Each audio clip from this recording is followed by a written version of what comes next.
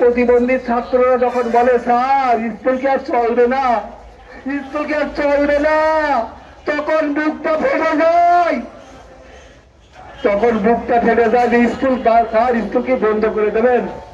আরে তারা কত আশা করে এসেছিল, আজকে যে বাবা ভালোবাসে না, যে মা ভালোবাসে না, যে পাড়া প্রতিবেশী ভালোবাসে না, আজকে আমাদের সেই মহৎ মানুষ স্কুলে নিয়ে আসছে গাড়িতে করে, কোলে করে, পিটি করে।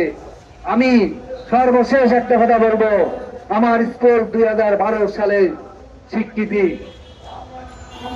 2014 সালে এমপিওর ঘোষণায় 2 নম্বর তালিকায় বাংলাদেশ প্রতিবন্ধী বিদ্যালয়।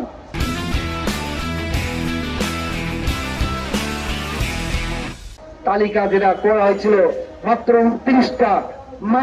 29টা প্রতিবন্ধী বিদ্যালয় তালিকা করা হয়েছিল, তার মধ্যে 2 নম্বর সিরিয়ালে ছিলাম।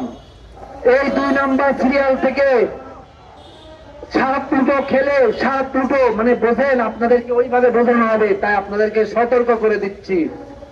মন্ত্রী যখন আমি ডাকলাম, মন্ত্রী সাহেবকে বললাম প্রেস ক্লাবে আসেন, বসেন, আমাদের সাথে বসেন, আমাদের কিছু কথা শোনেন, তখন প্রেস ক্লাবের সচিব আর মন্ত্রী আসলো, এসে বললো যে দেখেন ভাই আপনার বসেন, শান্ত হন, পর্যায়ক্রমে স্কুল বিচ্ছেদন দেব, পর্যায়ক্রমে বহুবার বক্তব্য দিয়েছি। আজকে আমার 2টো সন্তান, প্রয়োজন নেই, আমি যদি মারা যাই আপনারা আমার লাশটা নিয়ে আপনারা মিছিল করতে থাকবেন, যতক্ষণ এমপি হয় ততক্ষণ আপনারা মাঠে থাকবেন।